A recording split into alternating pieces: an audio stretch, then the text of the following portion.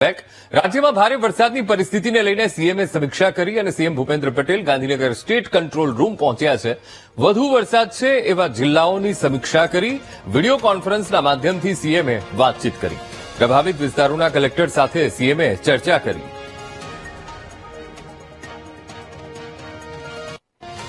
તો state control room ખાતે અત્યારે સીએમ પહોંચ્યા છે અને દરેક જિલ્લાની એ પરિસ્થિતિનો તાગ મેળવી રહ્યા છે. ખાસ કરીને જ્યાં વરસાદ છે એ જિલ્લાઓનો તેઓ તાગ મેળવી રહ્યા છે. કેટલા જિલ્લાઓ પ્રભાવિત છે અને તે પ્રભાવિત વિસ્તારોના કલેક્ટર સાથે સીએમ ચર્ચા કરી રહ્યા છે અને કેવી ત્યાં પરિસ્થિતિ છે અને કેટલું પાણી ભરાયું છે, કેટલો વરસાદ છે, તમામ બાબતની નોંધ લઈ રહ્યા છે.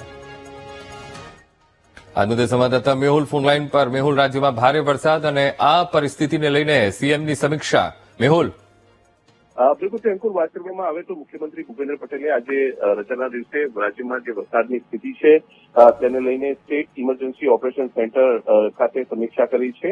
સરપ્રાઇઝ વિઝિટ હતી તેમની. અચાનક જ તેઓ જે છે તે ત્યાં પહોંચ્યા હતા અને ત્યારબાદ અધિકારીઓ જે છે તે પણ ત્યાં પહોંચ્યા હતા.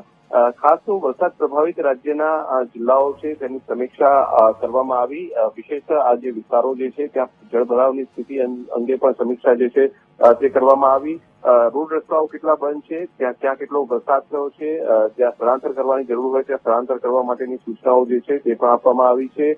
તમામ જે કલેક્ટરો જે જિલ્લામાં, કારણ કે સુરેન્દ્રનગર, પાટણ, અરવલ્લી, અમદાવાદ, મહેસાણા, બનાસકાંઠા, સાબરકાંઠા અને ખેડા જિલ્લાના કલેક્ટરો સાથે આ ચર્ચા જે છે તે સીધી કરવામાં આવી છે અને ત્યાં જે સ્થિતિ ભારે વરસાદની છે તો ત્યાં જરૂર પડે સ્થળાંતર કરવા માટેની સૂચનાઓ જે છે તે પણ આપવામાં આવી છે.